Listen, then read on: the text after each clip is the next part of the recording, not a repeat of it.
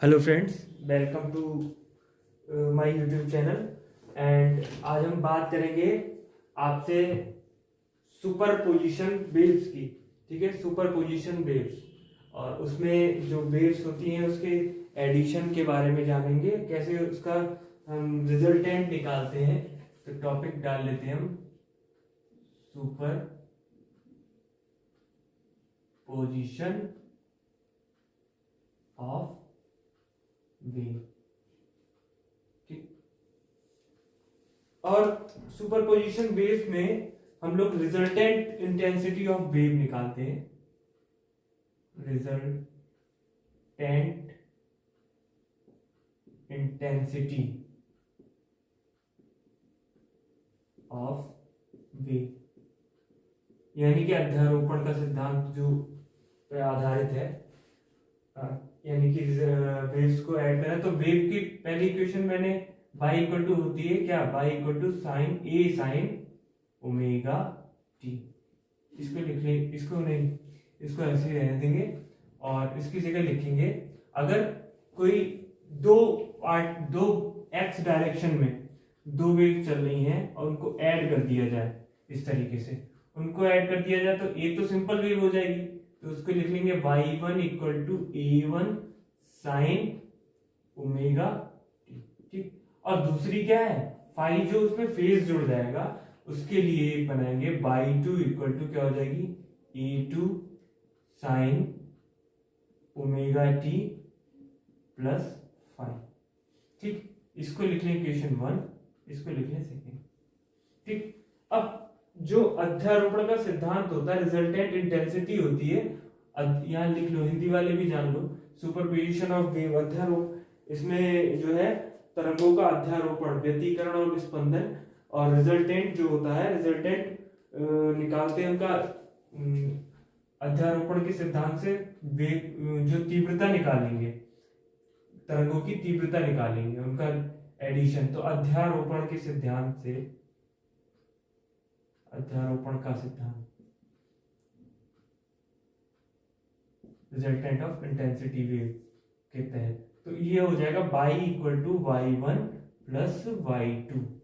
ठीक, अब इसमें वैल्यू रख लेंगे y1 की a1 sine omega t plus a2 sine omega t plus 5। इसको ओपन कर देंगे, इसको ऐसे ही लिखा रहने देंगे y equal to a1 sine omega t plus a2, इसको ओपन कर देंगे साइन a प्लस b के फॉर्मूले से। साइन a प्लस b का फॉर्मूला होता है sine a cos b plus cos a sine b। ठीक है, इसको ओपन कर दिया इस फॉर्मूले, तो इस फॉर्मूले से, तो ये हो जाएगा sine omega t cos five, a2 फिर ऐड हो जाएगा a2 sine five plus cos, sorry plus नहीं आएगा, मल्टीप्लाई कॉस ओमेगा। ठीक, इतनी चीज आपको समझ में आ गई। इसको हमने ओपन कर दिया, ओपन करने के बाद यहाँ इनटू में है। ठीक, ये इक्वेशन आपकी y इक्वल टू रिजल्टेंट में आपको फाइंड हो गई। अब हम एज्यूम कर लेते हैं, जैसे ये हमको ये इक्वेशन मिली, तो एक ये पार्टिकल है ना, ये पार्ट, एक ये पार्ट, तो y इक्वल टू इनमें से क्या, इसमें से कॉमन आ रहा है ओमेगा टी। ठीक है, तो इसको लिख लेंगे a1 प्लस a2, इसमें क्या बचेगा cos फाइव, cos फाइव, और ये क्या आ गया, कॉमन आ गया साइन ओमेगा टी, प्लस इधर वाला ऐसे लिख दे a2 sine five dot cos omega t. ठीक, इतनी चीज समझ में आ गई। अब इनको क्या करेंगे, इसको हम मान लेते हैं, एज्यूम कर लेते हैं, let a1 plus a2 cos five equal to, इसको हम मान लेते हैं a cos theta, a cos theta, इसको लिख लो इक्वेशन 3। ठीक है, इसको a cos थीटा मान लिया, और नेक्स्ट इसको हम जो मान लेते हैं a2 sine phi equal to a sine theta. इसको लिख लेते हैं इक्वेशन 4। इन इक्वेशंस को हम क्या करते हैं, इन इक्वेशंस को इनकी जगह वैल्यू रख लेते हैं। इसको लिख लो इक्वेशन, सॉरी इक्वेशन नहीं लिखो इसको, इसकी जगह वैल्यू रख लेते हैं। ठीक है, तो y इक्वल टू इसकी जगह क्या है, equal to a cos theta sine omega t plus next क्या है, साइन फाई की जगह ली है क्या, a साइन थीटा और क्या cos ओमेगा टी। अब आप यहां देख लो, a कॉमन ले लेते हैं, y इक्वल टू a ले लिया कॉमन, a कॉमन लेने के बाद क्या आ जाएगा, cos theta sine omega T, a sine theta cos omega T. तो ये भी फॉर्मूला बन गया, किसका बन गया, sign omega t plus theta. ठीक है, इसको लिख लेते हैं इक्वेशन 5। इतनी चीज आपको समझ में आ गई होगी। अब इक्वेशन 3 और 4 का स्क्वायर करते हैं। अगर हम मान लीजिए 3 और 4 का स्क्वायर करते हैं, तो यहाँ लिख लो स्क्वायरिंग 3 का स्क्वायर प्लस 4 का स्क्वायर, इसको स्क्वायर कर देंगे तो ये हो जाएगा a square cos square theta plus क्या, a square sine square theta, ये दोनों टर्म और जोड़ दिया, उनको ऐड कर दिया। ऐड करने के बाद इधर का भी स्क्वायर करेंगे, a1 plus a2 cos phi का whole square plus a2 sine phi का होल स्क्वायर। ठीक, इनका स्क्वायर करने के बाद इनको इस ए स्क्वायर अगर इसमें से कॉमन ले लिया तो ये क्या हो जाएंगे, ये हो जाएगा cos square theta plus sine square theta equal to, इसको ओपन कर लिया, a1 square plus a2 square cos square phi plus 2a1 a2 cos phi plus a2 square sine square phi, ये वाली टर्म। ठीक, इतनी चीजें ओपन होके आ गई, इसकी वैल्यू हुई 1। तो ए स्क्वायर इक्वल टू, अब ये क्या हो जाएगा, इसको पास पास लिख लें, बाकी इसको पास पास लिख लें, a1 square plus 2a1 a2 cos phi equal to, अब क्या, सॉरी इक्वल तो यहाँ आ गया, इन दोनों को पास में लिखा प्लस a2 स्क्वायर, इन दोनों को कॉमन ले लेंगे अगर, cos square phi plus sine square phi.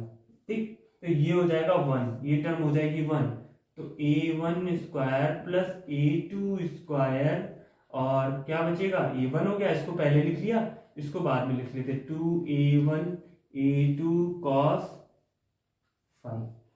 ठीक है, ये a स्क्वायर की वैल्यू, a की वैल्यू अगर निकालेंगे तो किस में आ जाएगी, अंडर रूट में लिख लें इसको, क्या a1 square plus a2 square plus 2a1 a2 cos phi. इतनी चीज आपको समझ में आ गई कि इसको लिख लो इक्वेशन 6, इसको लिख लो 7।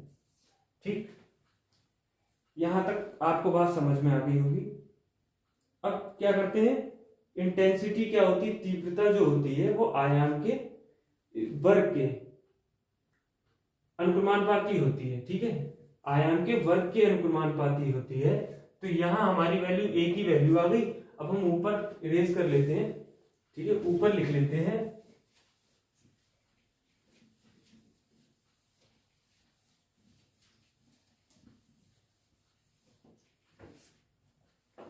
I is proportional to a square.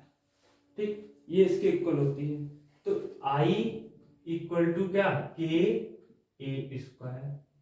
ठीक है, तो k a स्क्वायर मतलब, अब I equal to k, a की वैल्यू हमने यहां निकाली है, a की वैल्यू लगा ले, a1 square plus a2 square plus 2a1 a2 cos phi.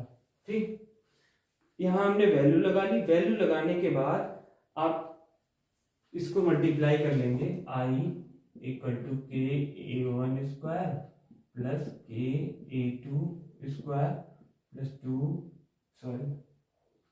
Plus 2k A1 A2 cos phi.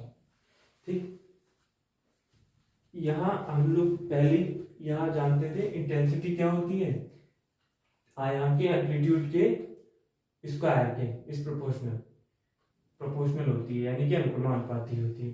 तो यहाँ भी तीव्रता ही है, ये एम्पलीट्यूड ही है, तो यहाँ भी क्या हो जाएगा, तो यहाँ I1 मान लेते हैं इसको, I1 इक्वल टू क्या हो जाएगा, I1 इक्वल टू क्या KA1 स्क्वायर, ऐसे इसको मान लेते हैं ना, I2 हो जाएगा ये इक्वल टू KA2 स्क्वायर। लेकिन ये क्या है, ये K1 K2 इस तरीके से है, तो इसको लिख लेंगे क्या, अंडर रूट, इसको लिख लेंगे KA1 A2 equal to under root I1 I2 लिख सकते हैं। ये सारी वैल्यू, तीनों वैल्यू इसमें पुट कर दो, तो I इक्वल टू क्या आ जाएगा, I1 प्लस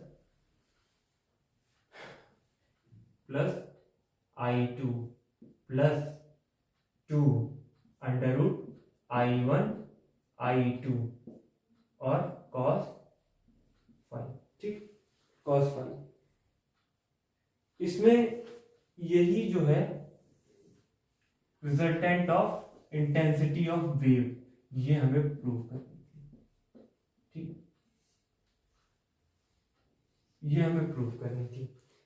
इसके बाद कंस्ट्रक्टिव वेव और डिस्ट्रक्टिव वेव, दो कंडीशन है इसकी, वो मैं आपको बताता हूं। कंडीशन फॉर कंस्ट्रक्टिव वेव, यानी कि संपोषी व्यतिकरण के लिए इसकी क्या कंडीशन है, वो उस पर हम बात कर लेते हैं। तो हमने रिजल्टेंट इंटेंसिटी थ्योरम भी पढ़ा है, I इक्वल टू क्या, I1 plus I2 plus 2 under root I1 I2 cos phi. ठीक, ये हमने पढ़ा है। अब जो कंस्ट्रक्टिव वेव्स के लिए होती है, कंस्ट्रक्टिव इंटरफेरेंस के लिए कंडीशन होती है कंस्ट्रक्टिव इंटरफेरेंस। कंस्ट्रक्टिव इंटरफेरेंस के लिए कंडीशन होती है, वो होती है cos phi equal to +1, positive की ओर चलेगी, और 1, तो मैक्सिमम इंटेंसिटी क्या हो जाएगी, मैक्सिमम इंटेंसिटी हो जाएगी cos फाई की, क्या हो जाएगी, अब 0 के अकॉर्डिंग चेंज होगी, तो क्या हो जाएगी, cos फाई की वैल्यू आ जाएगी 0, 2 पाई और 4 पाई 6 पाई, इस तरीके से ये एक्सेट्रा चलती रहेगी। ठीक है, ये क्योंकि ये पॉजिटिव में होगी वैल्यू, वो सॉरी इवन में होगी सारी वैल्यू। ठीक है, इवन में होगी, तो फाई इक्वल टू क्या हो जाएगा, 2m पाई। ठीक है, फाई इक्वल टू 2m पाई, तो जहां क्या होगा, वेयर m इक्वल टू 0, 1, इस तरीके से चलेगा, 0, 1, 2 दैट इज। ठीक है, यहाँ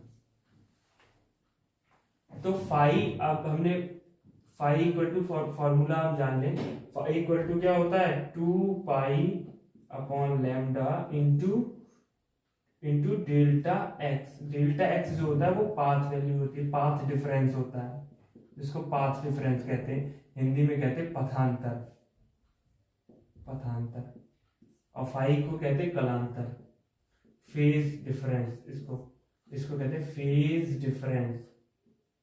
ठीक है, इसको कहते हैं फेज डिफरेंस, इसको कहते हैं पाथ डिफरेंस। ठीक, पाथ वैल्यू या पाथ डिफरेंस। ठीक, इसमें क्या होता है, दो वेव्स के बीच में जब पाथ निकालते हैं, तो पाथ वैल्यू को इधर ले लेंगे, जब पाथ निकालेंगे तो क्या हो जाएगा, lambda upon 2 pi into phi. ठीक, इंटू फाई, फाई की वैल्यू हमने यहां से हम पुट कर लेंगे इसमें, delta x equal to lambda upon 2 pi into 2m pi. ठीक, इससे ये कैंसिल कर लेंगे, तो डेल्टा एक्स इक्वल टू क्या हो जाएगा, लैम्डा m, ये इसके इक्वल है। ठीक है, लैम्डा m के बराबर, m की वैल्यू अभी ऊपर लिख के 0, 1, 2, 3 लगाएंगे, तो डेल्टा x इक्वल टू क्या आ जाएगा, पहले तो 0 आ जाएगी, फिर लैम्डा आ जाएगा, फिर 2 लैम्डा आ जाएगा, फिर 3 लैम्डा आ जाएगा, इस तरीके से आता रहेगा। डेल्टा एक्स, पथांतर हमारा यानी कि पाथ वैल्यूज, पाथ डिफरेंस इस तरीके से आता रहेगा। तो पहली कंडीशन क्या हो जाएगी, पहली कंडीशन यहाँ से हमको मिल गई कि दोनों वेव जो बोथ वेव्स होंगी, दोनों वेव जो होंगी, दोनों तरंगे जो होंगी, उनके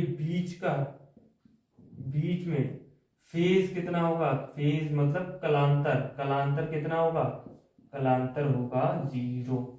ठीक है, इन दोनों के बीच में कलांतर 0 होगा, पहली कंडीशन।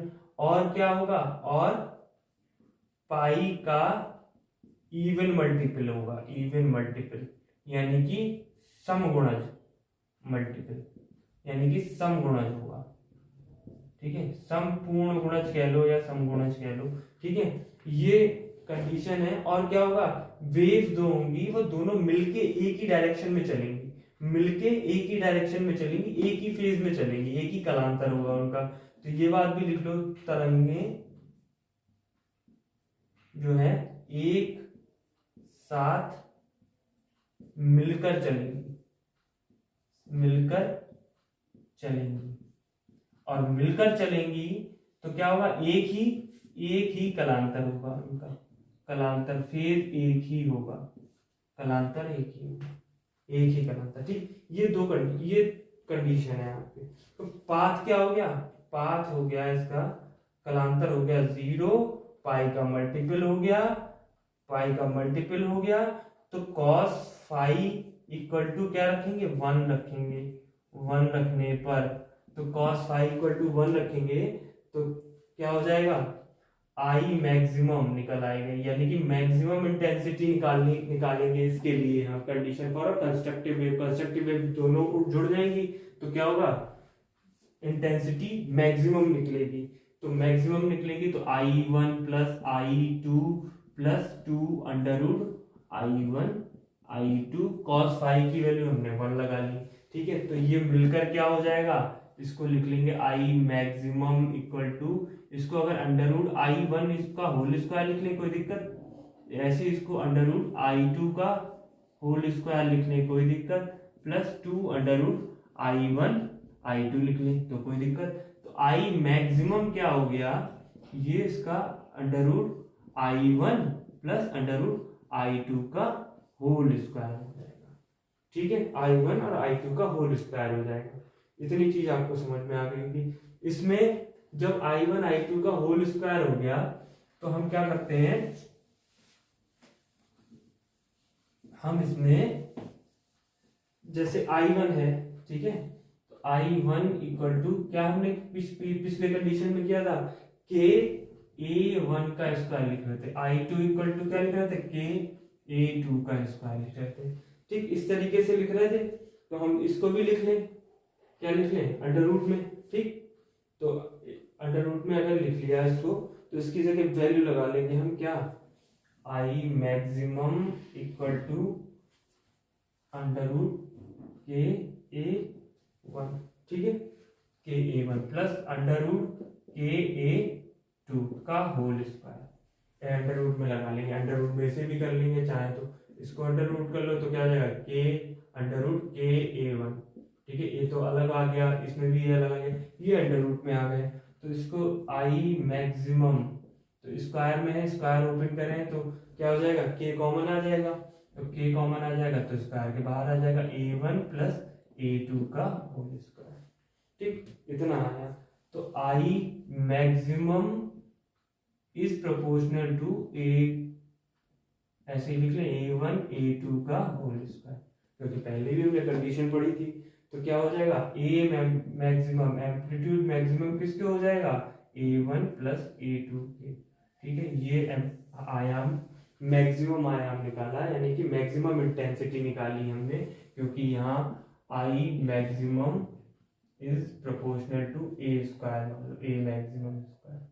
ठीक है, तो इसको कंपेयर कर लेंगे इन दोनों को कंपेयर करने के बाद A maximum equal to A1 plus A2 आ जाएगा, यानी कि क्या हुआ, दोनों जो वेव्स होंगी उनके आयाम के योग के बराबर हो जाएगा ये। ठीक है, ये था कंस्ट्रक्टिव वेव, ये पहली कंडीशन थी। अब दूसरी कंडीशन है डिस्ट्रक्टिव वेव की, ठीक है, विषमपोषी वाली। ठीक है, यानी कि डिस्ट्रक्टिव वेव्स के लिए हम पढ़ेंगे, विषमपोषी तरंगों के लिए विषमपोषी व्यतिकरण निकालेंगे। तो क्या आपने इक्वेशन तो पढ़ी रखी है, आई इक्वल टू क्या, I1 plus I2 plus 2 under root I1 I2 cos 5। ठीक, इतनी चीज आपको आ गई होगी। ठीक, तो अब निकालेंगे फॉर मैक्सिमम, अभी तो मैक्सिमम इंटेंसिटी निकाली थी, अब क्या निकालेंगे, मिनिमम इंटेंसिटी। ठीक है, अब मिनिमम इंटेंसिटी निकालेंगे। तो मिनिमम इंटेंसिटी के लिए कंडीशन क्या हो जाएगी, हम cos फाइव इक्वल टू -1 रखेंगे, -1 रखेंगे तो I इक्वल टू क्या हो जाएगा, I1 plus I2 minus 2 under root I1 I2। Minus क्यों, क्योंकि यहाँ माइनस रखा तो मल्टीपल में माइनस आ जाएगा इसमें। लेकिन फाइव होता क्या है, पहले तो आप ये चीज समझो, फाइव होता है कलांतर। ठीक है, फेज डिफरेंस होता है, तो फेज डिफरेंस की वैल्यू यहाँ रखेंगे हम 2m-1 पाई के। ठीक है, क्योंकि वहां 2m पाई रखी थी, जहां क्या हो जाएगा, वेयर m इक्वल टू 1 2 3, 0 से नहीं लेंगे, ठीक, 1 2 3 से लेंगे, वहां 0 से लिया था। तो यहाँ आपकी यहाँ कितना, फाइव इक्वल टू क्या निकलेगा, वहां निकल रहा था पाई 2 पाई, इस तरीके से यहाँ निकलेगा पाई 3 पाई 5 पाई, यानी कि इवन मल्टीपल होगा, वो ऑड मल्टीपल, वहां इवन मल्टीपल था कंस्ट्रक्टिव में, यहाँ ऑड मल्टीपल में हो जाएगा। तो ऑड मल्टीपल में हो जाएगा, यहाँ फेज वैल्यू कितनी हो जाएगी, अब ये यहाँ फेज वैल्यू निकालो, फाइव इक्वल टू क्या, 2 pi upon lambda into delta x. ठीक है, डेल्टा एक्स इक्वल टू क्या हो जाएगा, इसको मल्टीपल कर लो, opposite, pi upon 2 pi into 5 की वैल्यू ऊपर से लगा लो यहाँ से। ठीक है, तो delta x equal to lambda upon 2 pi into 2m-1 pi, pi से पाई कैंसिल, तो delta x equal to lambda upon 2। ठीक है, लैम्डा अपॉन 2 पाई, पाई से पाई कैंसिल, तो यहाँ बचा 2m-1। ठीक है, ये पाथ डिफरेंस आ गया। ठीक है, पाथ डिफरेंस आ गया, तो इसकी वैल्यू क्या आ जाएगी, डेल्टा एक्स की वैल्यू आ जाएंगी, अगर 1 2 3 रखोगे तो 1 रखेंगे यहाँ पर, तो 1 1 जा 1 -1, तो पाई/2। ठीक है, 2 रखेगा, 2 2 जा 4 और -1, तो 3 पाई/2। इसी तरीके से क्या आ जाएगी, फिर 3 रखा तो 5 पाई/2। कैसी आ रही है, ऑड में आ रही है, पाथ डिफरेंस क्या आ रहा है, ऑड में आ रहा है। ठीक, ऑड में पाथ डिफरेंस आ रहा है, तो पहली चीज की पहली कंडीशन क्या हो गई, देखो पहली बात यहां से समझ में, पाई के ऑड मल्टीपल में होंगे जितने भी, पाई के ऑड मल्टीपल में होंगे जितने भी पाथ डिफरेंस आएगा निकल के, पाई के ऑड मल्टीपल में आएगा, 1 3 5 इस तरीके से। ठीक, ऑड मल्टीपल में आएगा तो फेज क्या हो जाएगी, फेज जो होगी वो अपोजिट होगी, अपोजिट फेज होगी, अपोजिट फेज मतलब विपरीत कला होगी। ठीक है, जितनी भी कलांतर होगा वो कैसे निकलेगा, अपोजिट में निकलेगा, विपरीत कलांतर निकलेगा, अपोजिट फेज होगा, इसीलिए वैल्यू माइनस में ली है। अब माइनस में वैल्यू ली है तो इसकी यहाँ पर कितना आ गया, माइनस, ये इक्वेशन आ गई, I equal to I1 plus I2 minus 2 under root I1 I2। ठीक, यहाँ से I इक्वल टू क्या हो जाएगा, वैसे करके अंडर रूट करके अगर निकालेंगे तो अंडर रूट में क्या आ जाएगा, पिछले में जो कंस्ट्रक्टिव वे में निकाला था प्लस में करके निकाला था, यहाँ माइनस हो जाएगा। ठीक है, माइनस हो जाएगा, तो क्या हो गया, इंटेंसिटी, फिर इसको कंपेयर कर लो, I इक्वल टू के क्या, A1 माइनस A2 से कंस्ट्रक्टिव में जैसे किया था, तो क्या हो जाएगा, अगर I मिनिमम, यहाँ मिनिमम जरूर लिख लेना, आप मिनिमम निकाल लेना, I minimum is proportional to A minimum. ठीक है, का होल स्क्वायर, इससे कंपेयर कर लो, इन दोनों इक्वेशन को कंपेयर कर लिया तो A मिनिमम इक्वल टू क्या आ जाएगा, A1 माइनस A2 आ जाएगा। तो आपने तीन चीजें, पहले तो आपने देखा कि कैसे तो हम सुपरपोजिशन ऑफ वेव्स में कैसे उनका कंस्ट्रक्टिव वेव निकालना है, कैसे इंटेंसिटी निकालना है, उनकी इंटेंसिटी किस तरीके से निकालेंगे। इंटेंसिटी निकालने के बाद दो कंडीशन हमने पढ़ी, एक कंस्ट्रक्टिव वेव्स की कंडीशन और दूसरी डिस्ट्रक्टिव वेव की। कंस्ट्रक्टिव वेव्स में क्या होता है, पॉजिटिव दोनों जो वेव होती है वो मिलके चलती हैं और अध्यारोपण करती हैं और एक साथ इंटरफ्रेंस निकलता है। लेकिन डिस्ट्रक्टिव वेव्स में क्या होता है, वो अपोजिट फेजेस में चलती हैं और क्या होगा, पाई के इवन मल्टीपल में होगा, उसमें ऑड मल्टीपल में होगा। इसी पे बेसिस कुछ क्वेश्चंस हम आपको अगली वीडियो में बताएंगे। Thank you for watching.